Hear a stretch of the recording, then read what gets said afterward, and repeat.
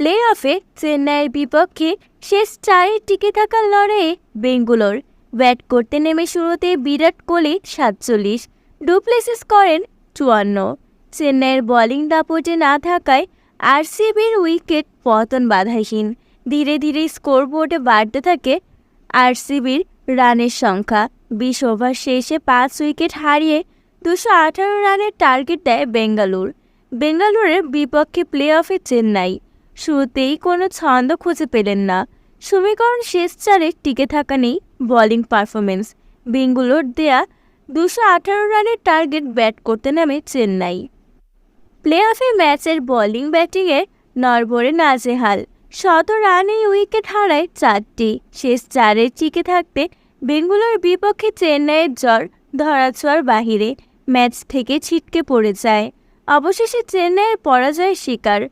Point টেবিলের এগিয়ে Bengaluru. Play অফে ম্যাচে বাজেভাবে হারায় শেষ 4 টিকে থাকা কঠিন চ্যালেঞ্জের মুখে চেন্নাই।